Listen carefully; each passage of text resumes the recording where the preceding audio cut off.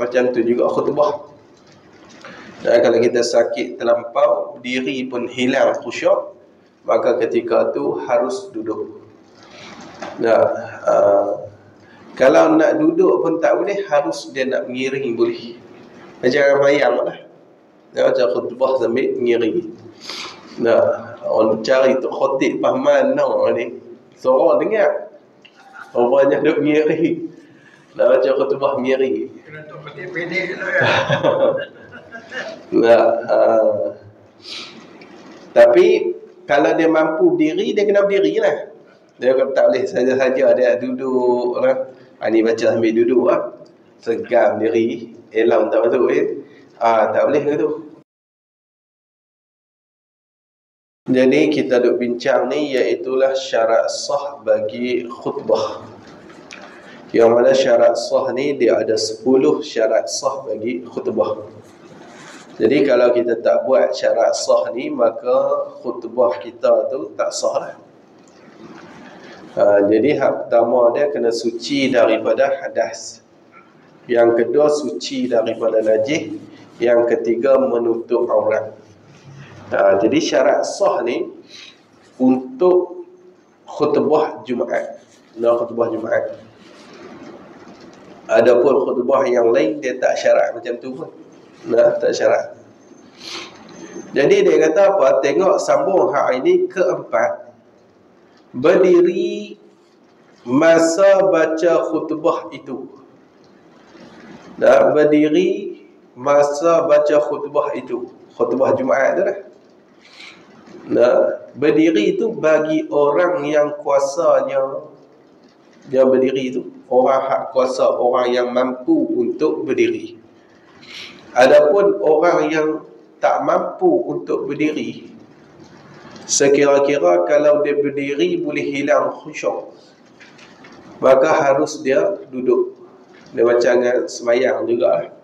Semayang ni kalau kita diri ni tak mampu, kalau kita berdiri pun boleh hilang khusyuk kita. Dengan sebab diri itu sakit terlampau, hilang khusyuk, maka boleh duduk. Macam tu juga khutbah.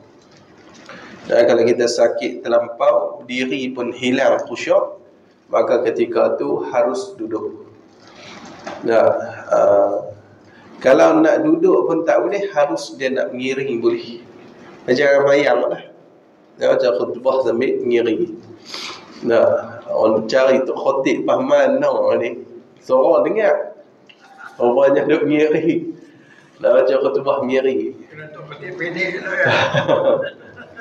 ya.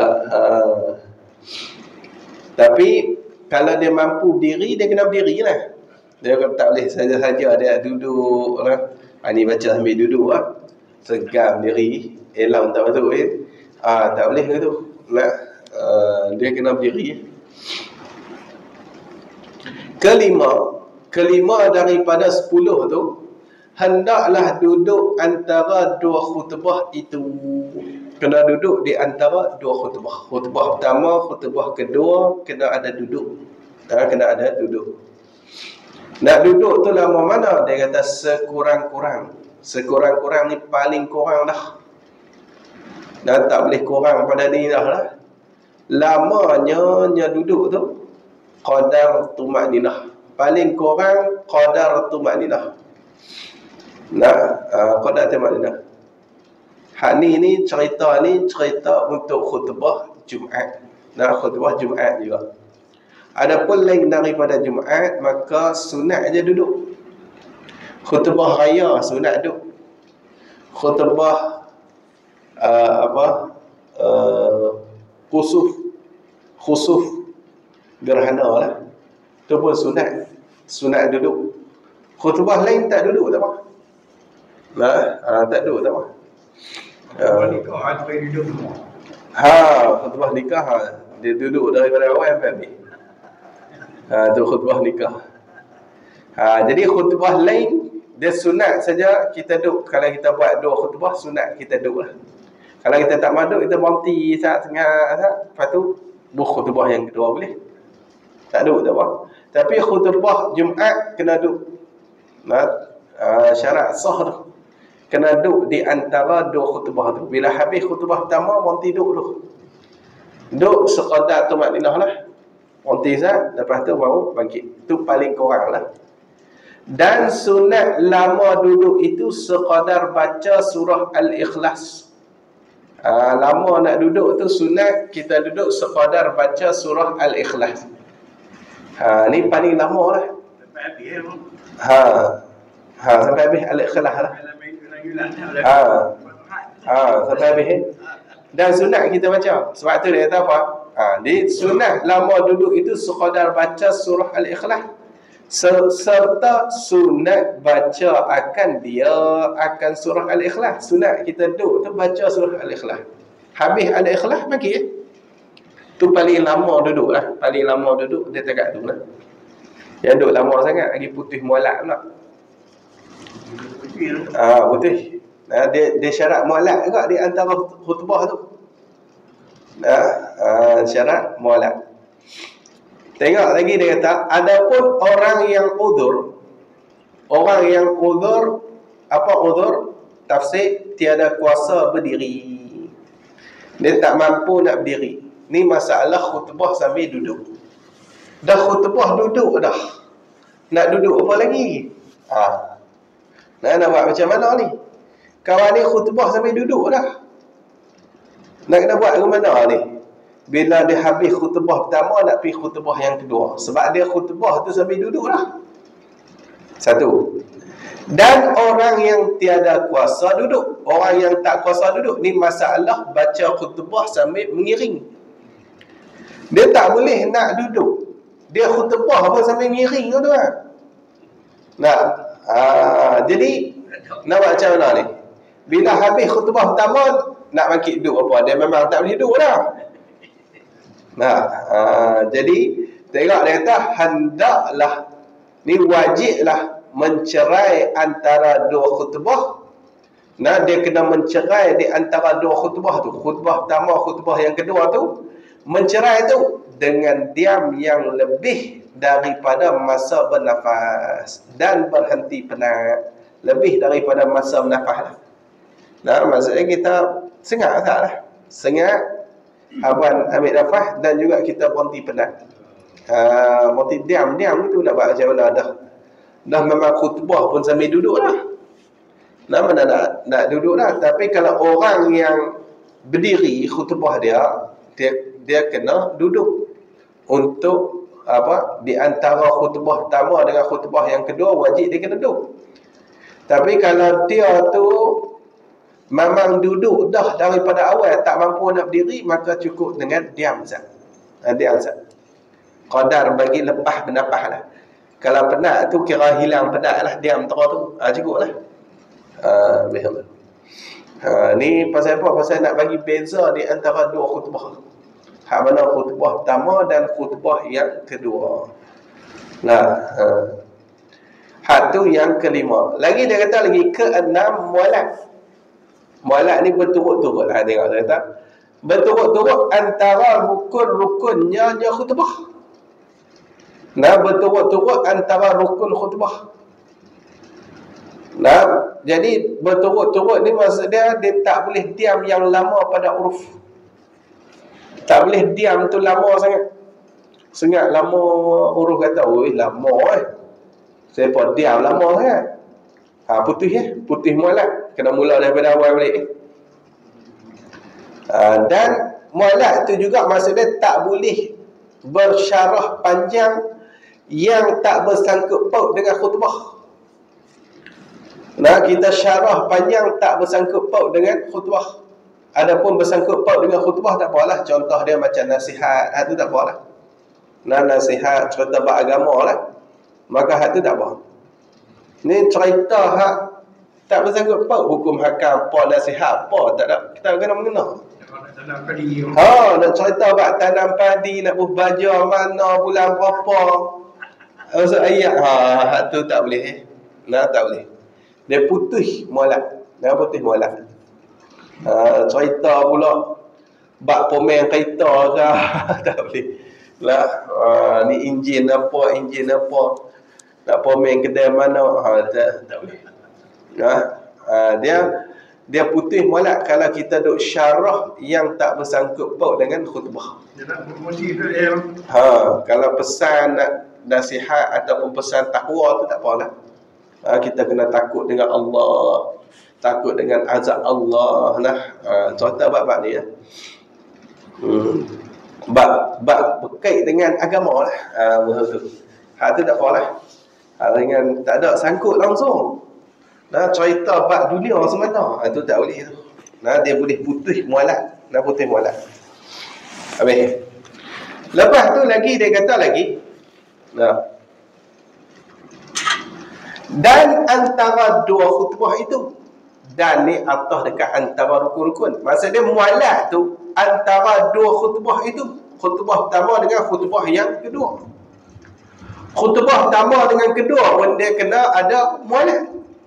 Maksud dia kena ada betul-betul, tak boleh putih.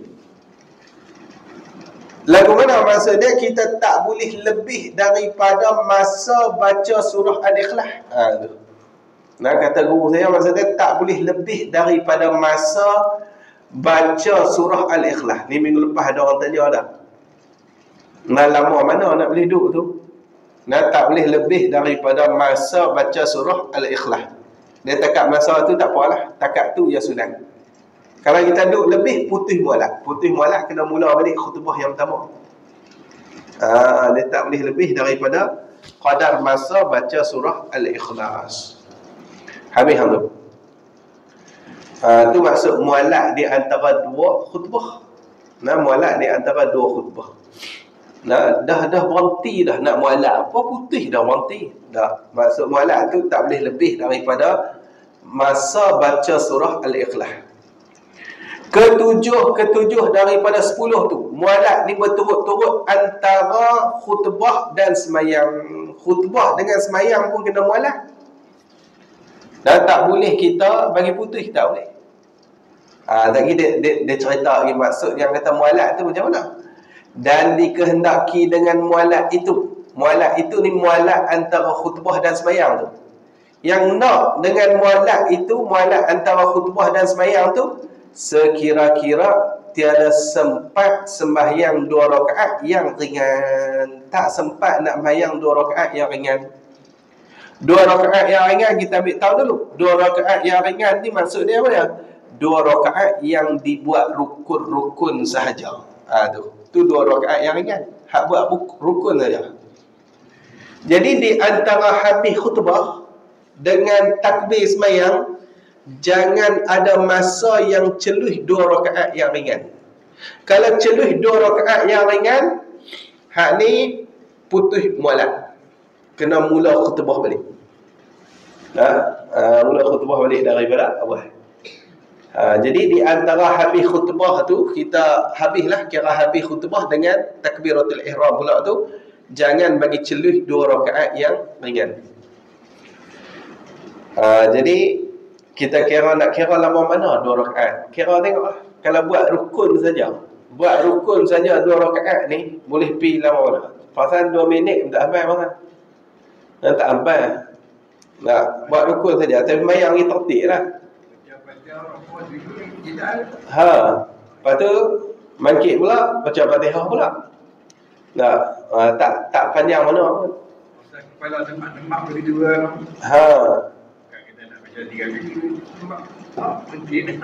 Pak bagi ada tumak ninah lah. Tak ada tumak ninah tak kira pula dah. Gitu. Kalau buat rukun saja ni sat aja bayang. Kita tabuhlah 2 minit 2 minit lebih kurang lah. Jadi jangan bagi lepas habis khutbah tu nak lama sangat, nak mula takbir tu lama sangat. Sampai celuh 2 rakaat yang ringan, maka hak tu putih mualaf, kena mula daripada awal. Tak sah main Jumaat itu. Tak sah. Tak, Jumaat aja. Jumaat aja.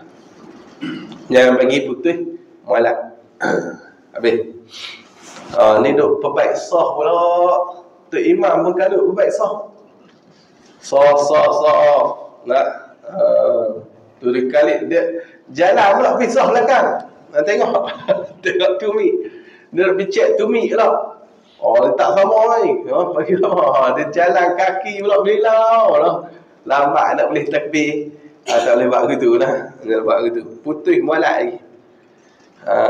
Sah bagi orang lain lah. Bahagian sah tu, jaga bahagian sah. Kita imam ni lepas baca khutbah tu, terus lah. Dan jangan duduk lama sangat. Kita tak qomat sikit. Qomat bukan lama mana. Saat je qomat. Lepas tu takbir lah. Jangan duduk lama sangat. Ni syarah pula. Kalau putih mana nak baca, nak kena betul mula. Kena mula daripada awal balik khutbah. Buat rukun tu je khutbah pun.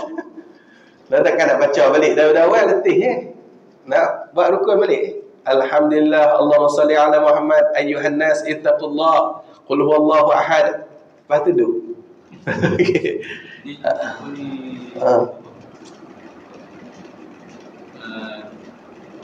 Termasuk sekali dengan format lah. Daripada dia ambil khutbah tu. Qomat boleh, sebab qomat pendek, tak ada masalah. Termasuk kali lah. Tunggu imam turun dulu. Imam turun sampai ready apa baru nak format. Dia kena ni lah. Lepas dan kot kita dah. Dan Tok Imam turun, kena Tok Imam 94 pula. Dia lambat akhir. Kedai dah turun tangga tu kan, tak tahu kan. Lepas bawah baca. Dia kena cepat sikit lah. Sama Tok Imam duk turun tu, sini boleh dah nak khomat. Dia sama-sama jadi imam. Dia format. Khomat tu kan, betul. Kita yang duk tunggu jadi imam turun. Kita tunggu lah. Saya tak tahu. Nah, tapi kalau kedah tu sama habis tu, lagi bunyi khomat. Khomat tu kan. Imam turun sat je. Ada turun bagi ucapan ada tak? Dia nak bagi taklimat baca ke apa tak kira lah. Tu kena ingat lah. Sebab hak tu dia syarat mualat. Tidak kena mula balik khutbah daripada awal. Khutbah tak mesti khutbah hak tadi ni. Nak khutbah rukun pun lepas ke. Nak lepas. Habis hang tu. Tu kata mana? Siapa ada juga masuk dalam, pernah kata belakang masuk dulu nampak ada kosong ni. Tu lah. Ada apa juga lah. Kita kosong. Habis dia dalam khutbah tak boleh nak. Habis dia lah dalam khutbah. Boleh saya kira apa? Tak tahu dia mazhab mana lah. Tapi kita mazhab Syafi'i macam tu lah. Dia syarat mualat di antara khutbah dengan sembahyang tu. Kena mualat. Orang sembahyang kat sebab pagi masuk dalam kereta kosong. Tak pergi mereka tu masuk. Dengar takbir. Tak abang masuk lah. Habis hang tu. Lagi dia kata lagi ke-8 dengan bahasa Arab. Dengan bahasa Arab. Dengan bahasa Arab kita buat dhabit sikit, yakni segala rukun-rukunnya. Gitu. Segala rukun-rukunnya. Rukun tu bahasa Arab. Hak lain tak apalah kalau tiba Arab daripada awal. Terah hak Melayu pun hilang kepala. Waktu juga khutbah tu banyak yang hilang kepala dah. Tu bahasa Melayu. Kalau bahasa Arab, bukan tekat kepala, hilang habis. Jadi rukun dia tu dengan bahasa Arab. Dah doa bahasa Melayu tak apalah, tapi bagi ada doa bahasa Arab ke. Abang buat bagi rukun. Tak ada masalah apa tu. Habis hang tu. Kesembilan memperdengar akan rukun-rukun kedua-dua khutbah itu. Memperdengar tu akan makmum. Kena memperdengar akan makmum. Sekurang-kurangnya paling kurang. Paling kurangnya dia makmum. Tu. Paling kurang makmum tu yang jadi Jumaat dengan mereka itu. Mereka itu makmum tu. Siapa dia makmum yang jadi Jumaat dengan mereka itu tu? Maksudnya ahli Jumaat. Paling kurang kena bagi dengar ahli Jumaat dah. Memperdengar. Tapi khilaf lah. Khilaf memperdengar ni, adakah belah pihak makmum tu dengar sungguh ataupun boleh dengar. Dengar sungguh dengan boleh dengar tu khilaf. Itu kita bahas dah. Ada satu qaul kata kena dengar sungguh-sungguh. Semua rukun kena dengar. Rukun khutbah tu semua kena dengar. Ahli Jumaat tu kena dengar. Tidak, tak boleh tak ada Jumaat. Ada yang kita tak boleh dengar. Cara khatib baca tu boleh dengar. Boleh dengar. Cara tu boleh sampai 40 orang ataupun 39 makmum yang ahli Jumaat ni boleh sampai. Boleh sampai. Tara khutbah tu boleh dengar. Tak dengar tak apalah. Jadi dia ada khilaf bab dengar sungguh ke ataupun boleh dengar. Habis halo. Sebab tu tengok dia kata apa? Dan tiada disyaratkan khatib yang membacanya khutbah tu dengar, tak syarat dengar. Tok khatib tak syarat, makmum tu yang kena dengar. Atas yang muktamad ni, atas qaul yang muktamad. Sebab apa? Tak syarat dengar. Sebab tok khatib tahu apa yang dia sebut. Tak dengar pun tak apa. Dia tahu dia sebut apa. Faham lah. Kena tok khatib tu pekak. Dia sendiri cakap benda tu dengar. So dia tak dengar. Tapi dia tahu dia sebut dia tahu apa. Jadi cukup lah. Sebab tu untuk tok khatib tak apa. Di atas qaul yang muktamad. Itu tinggal ada jam tu. Tapi maksud dia ada muqabil bagi muktamad, tok khatib pun kena dengar. Muqabil ialah gulawan bagi muktamad itu. Ke-10 lah sekali. Syarat yang ke-10 ni bahawa jatuh ni berlaku sekalian rukun kedua-dua khutbah itu dalam waktu zuhur. Mesti berjatuh dalam waktu zuhur. Ni tak ada zuhur lagi nak khutbah dah. Nak kalut. Tak boleh ke tu. Ataupun masuk asar lah. Asar lagi lah kita buat Jumaat. Tak boleh nak khutbah dalam waktu asar. Ataupun tak masuk zuhur lagi. Jadi dia mesti buat dalam waktu zuhur. Habis hal tu. Habis bab syarat sah. Kalau tukar imam ni nak tukar tok khatib ni lah dah. Kena mula daripada awal. Kena mula daripada awal. Tak ada malam kena ganti dunia. Kena mula daripada awal balik dah. Dia senyap-senyap kawan lupa naik tak boleh. Tak boleh. Tak boleh. Dia tak boleh buat gear sambung tu tak boleh. Dia kena mula daripada awal. Kalau ganti ni dia kena mula daripada awal balik. Tak boleh. Hang ambil hak pertama, aku ambil hak kedua. Tak boleh ke tu? So okay, so. Tengah baca kisah dia apa. Kena mula balik. Angkat buat turun dulu. Habis tu. kita naik. Tak boleh. Habis hang tu. Tengok dia kata apa? Sunat hari Jumaat. Dan sunat hari Jumaat. Ni sunat pula lah pada hari Jumaat. Apa sunat yang kita patut buat lah. Dan sunat mandi hari Jumaat. Sunat mandi hari Jumaat lagi apa? Sunat mandi hari Jumaat. Sunat. Dia masuk waktu dia tu dengan naik fajar. Maksudnya masuk waktu subuh lah. Naik fajar yang sodik. Masuk waktu subuh tu, tu dah boleh lah nak mandi. Boleh lah. Waktu masuk lah. Mandi siap lah. Mandi sunat Jumaat ni mandi siap boleh. Tak ada masalah apa. Masuk waktu dia dengan naik fajar hari Jumaat tu. Habis waktu dia dengan putus asa daripada menunaikan sembahyang. Maksud dia tak ada harapan lah untuk buat sembahyang Jumaat. Pukul 3 dah mandi sunat Jumaat apa dah. Masjid mana nak buat Jumaat lagi waktu tu? Tak ada lah. Masjid minta bertunggu lah. Tambah lah ni tak ada pukul 2 habis lah Jumaat kalau nak boleh. Tak carilah. Sebab tak ada.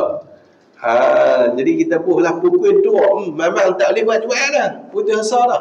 Waktu tu habis dah. Waktu untuk mandi tu habis dah. Jadi habis waktu dia tu dengan putus asa ataupun tak ada harapan untuk menunaikan sembahyang Jumaat. Tetapi sunat kita ni tundakan mandi tu sehingga hampir nak pergi ke masjid tu. Dekat-dekat pergi masjid tu mau mandi. Yang mandi awal kan subuh mandi dah boleh memang dapat pahala sunat, tapi elok dia dekat-dekat nak pergi sembahyang Jumaat tadi ni baru kita mandi lagi untuk sunat Jumaat. Boleh faham lah. Jadi dia kata sunat mandi hari Jumaat bagi orang yang hendak pergi sembahyang Jumaat. Untuk orang yang nak pergi sembahyang Jumaat. Sebab apa? Sebab dia nak pergi sembahyang Jumaat. Tu atas satu qaul. Nah ni cerita ni atas satu qaul. Kata satu qaul lagi, kata satu pendapat ulama lagi dalam mazhab kita ni, dia kata sunat mandi hari Jumaat tu sebab apa? Sebab hari Jumaat tu sendiri. Bukan pasal nak pergi mayang ke tak pergi mayang. Sebab hari Jumaat tu sendiri. Maka atas qaul yang kedua ni, bila atas alasan mandi Jumaat tu disebabkan hari Jumaat tu, atas qaul yang kedua ni dia kira asal hari Jumaat saja sunat mandi.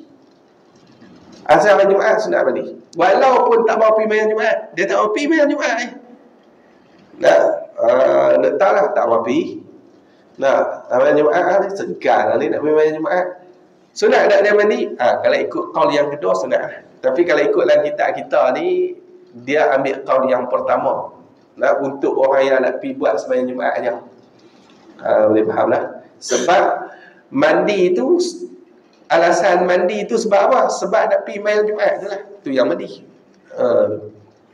Tu ilat mandi tu. Ni dia ada khilaf orang tu. Dalam hadis Nabi kata apa? Idza jaa ahadukum al-jumu'ata falyaghtasil. Apabila datang oleh seseorang daripada kalangan kamu tu akan Jumaat ni, bila kamu mayang Jumaat ni, falyaghtasil, maka hendak mandi. Nak kena mandi. Tak mandi Jumaat. Tu sunat mandi tu bagi orang yang hendak pergi sembahyang Jumaat.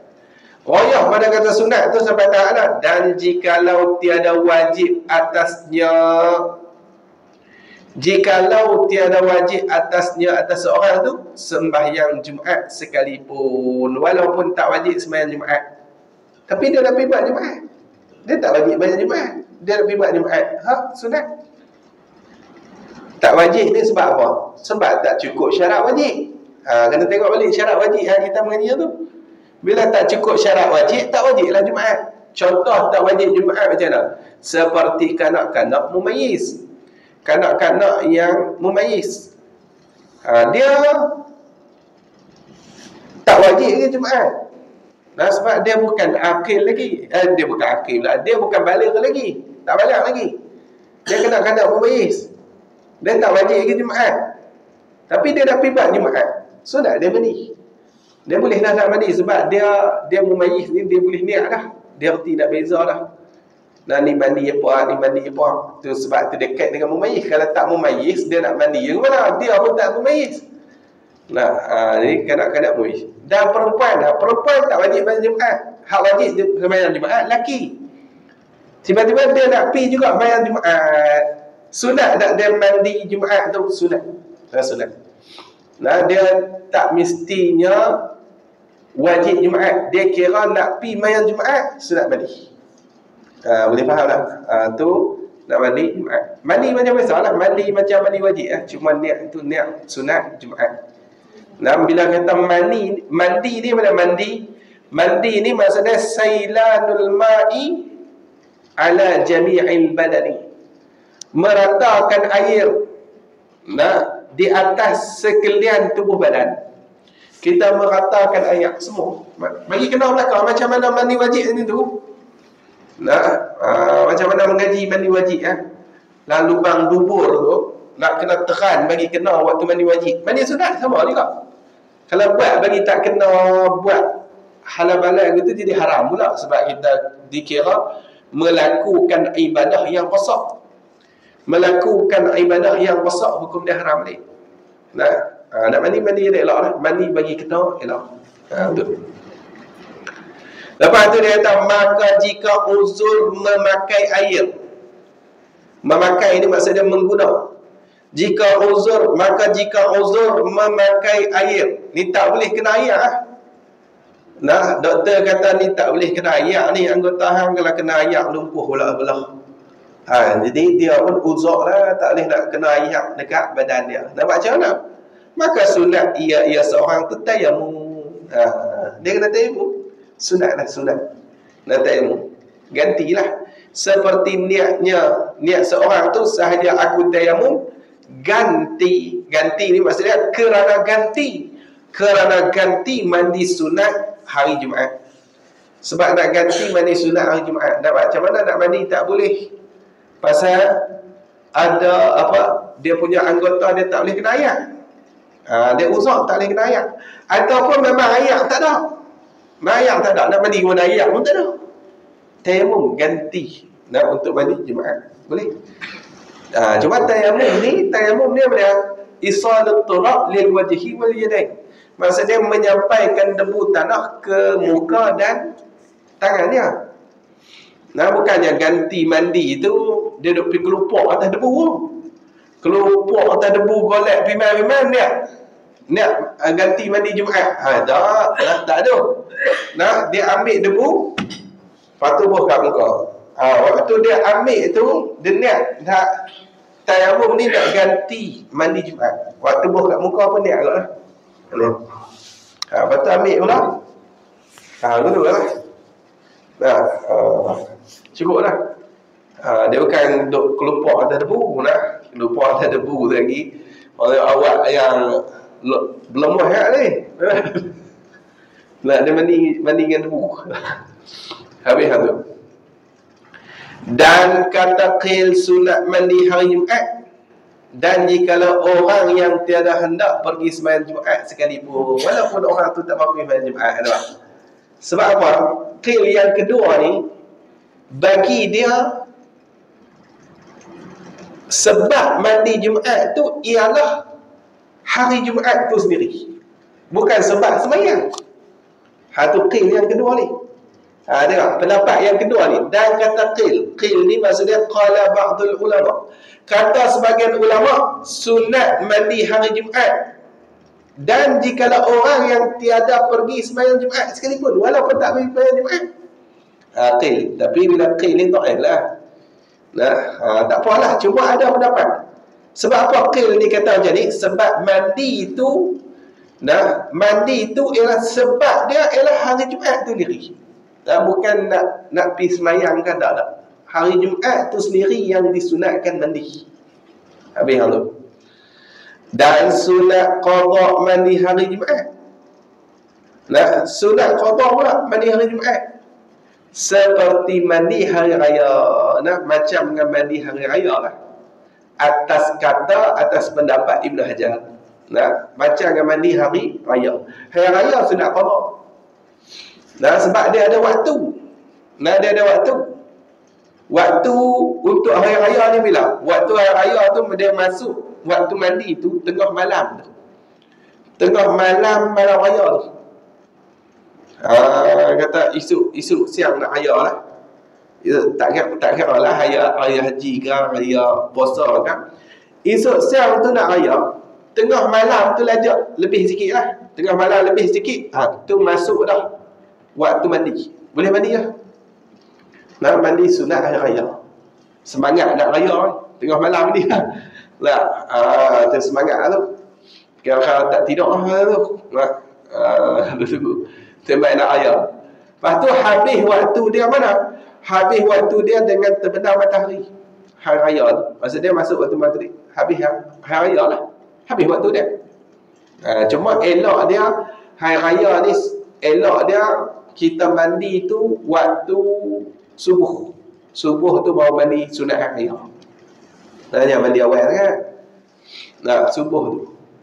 Jadi sembahyang hari raya dia ada waktu. Bila dia ada waktu, sembahyang hari raya pula. Mandi hari raya ni dia ada waktu. Macam dengan hari Jumaat. Hari Jumaat pun dia ada waktu mandi. Tengok ni, tiap-tiap ibadah yang mempunyai waktu, jika luput harus qada. Gitu. Boleh qada, tak ada masalah. Kalau ibadah sunat qada. Ada tu.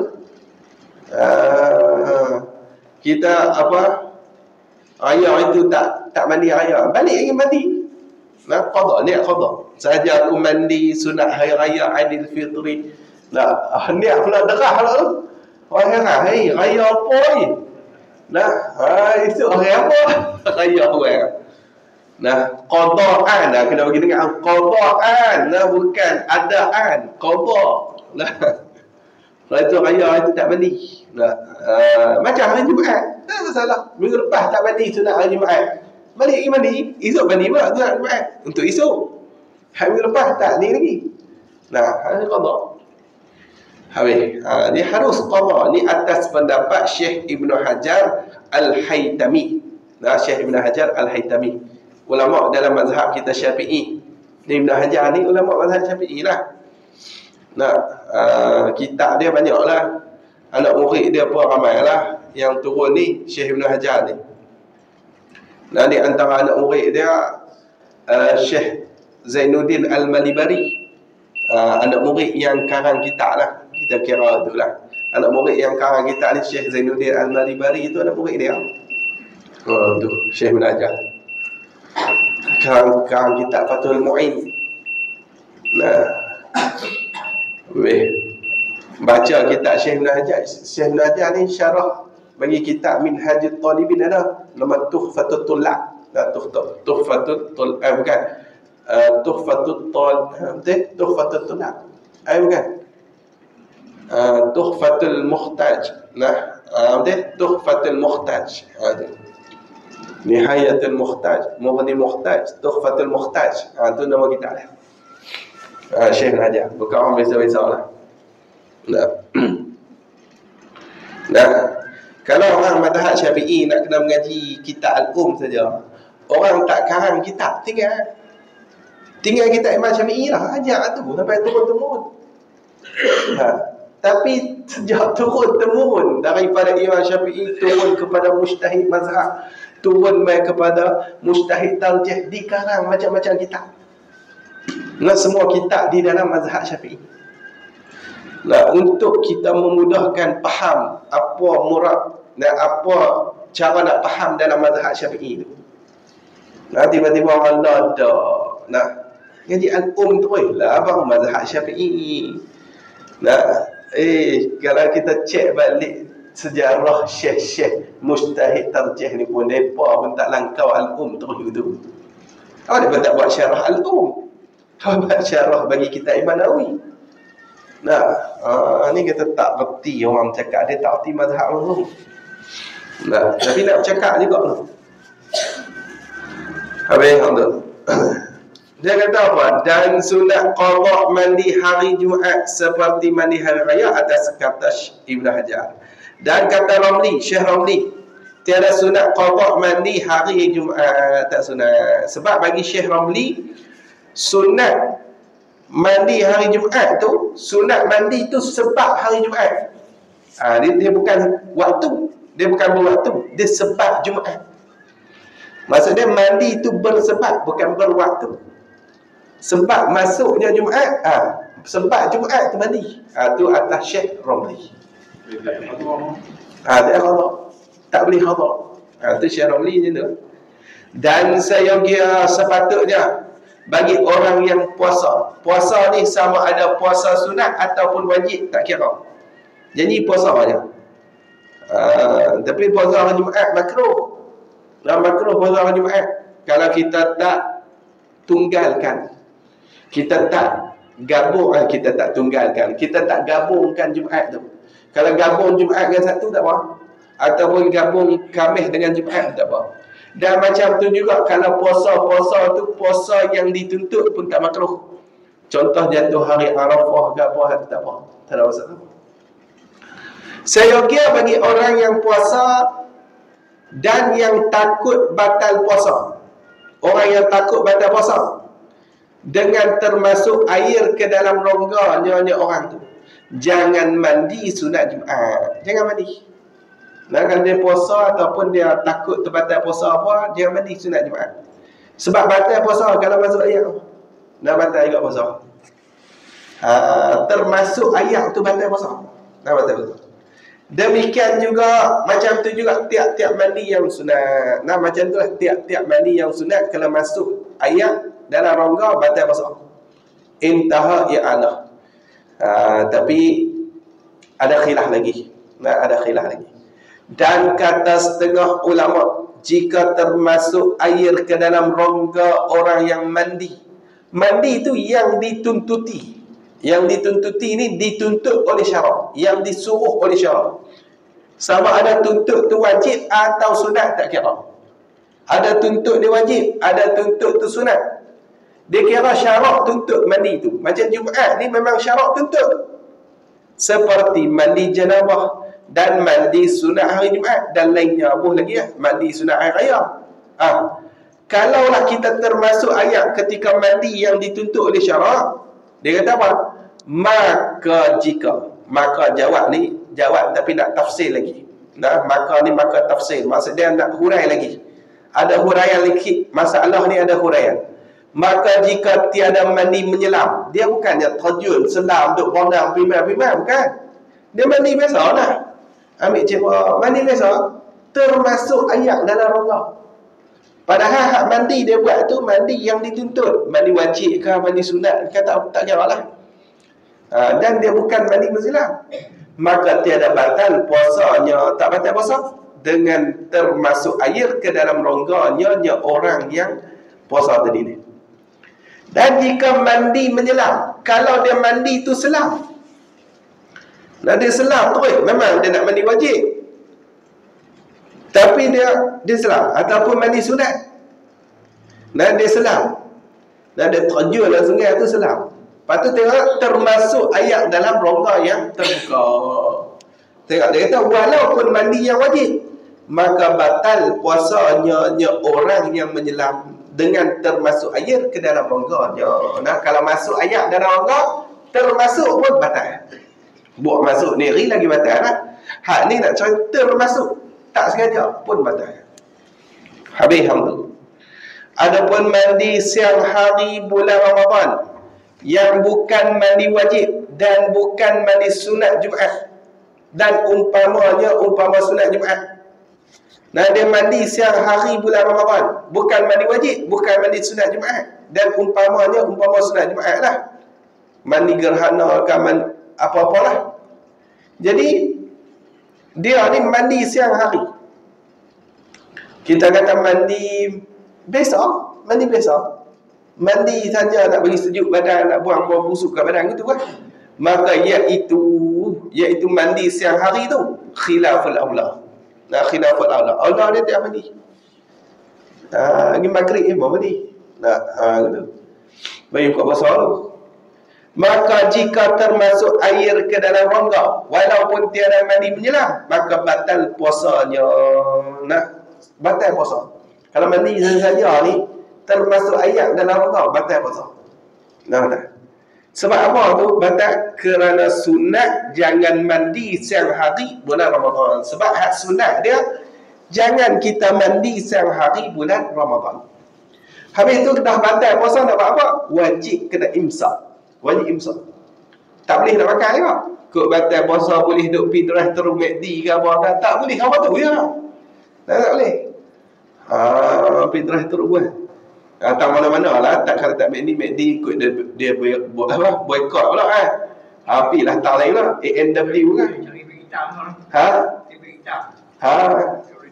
Berarti hitam lah. Tak boleh tak? Dia imsak. Dia wajib imsak. Wajib imsak.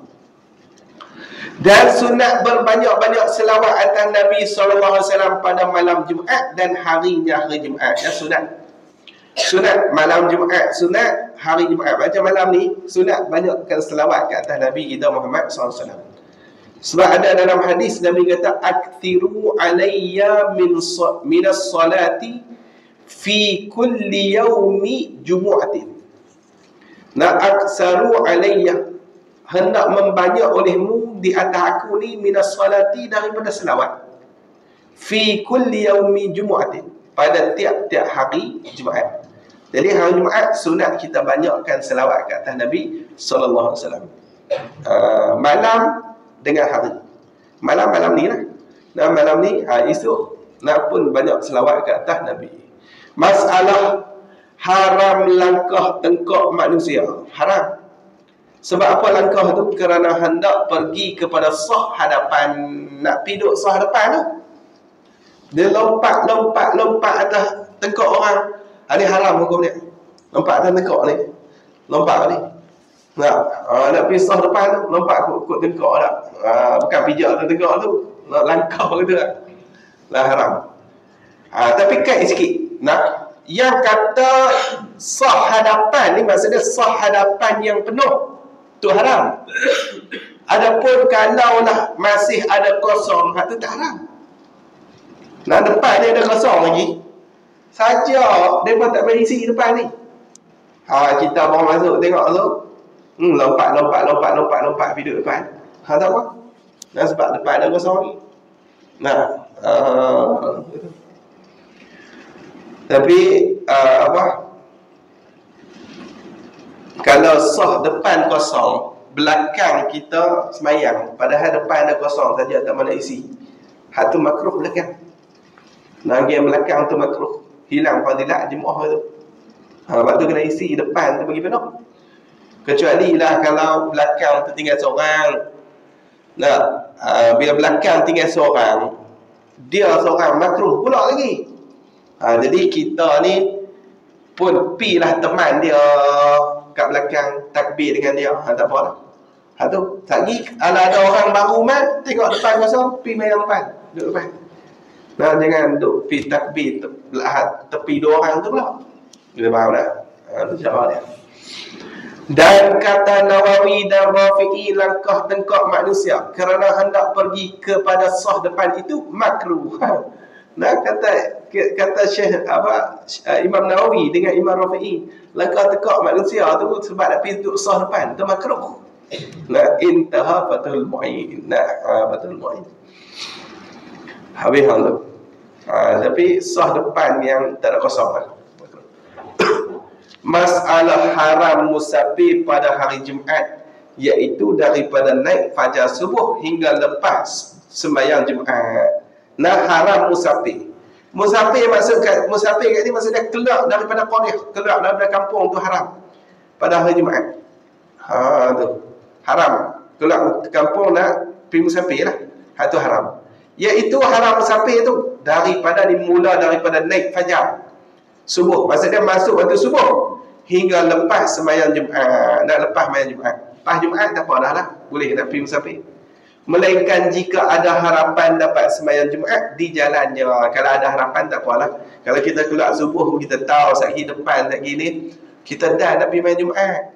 Kita boleh singgah tu, nak singgah dekat Masjid Sungai Petani. Nah, sembahyang Jumaat kat Sungai Petani tak apalah. Nah, kalau kata betul tak apalah. Kalau ada harapan je tu. Atau tempat yang ia orang yang musafir tu pergi tempat ini, tempat tuju. Maksudnya dia dah sembahyang Jumaat di tempat yang dia nak pergi tu. Pun tak apa, tak ada masalah. Faslun fi qasri salati wa jam'iha wallahu a'lam. Ni kita masuk habis bab sembahyang Jumaat.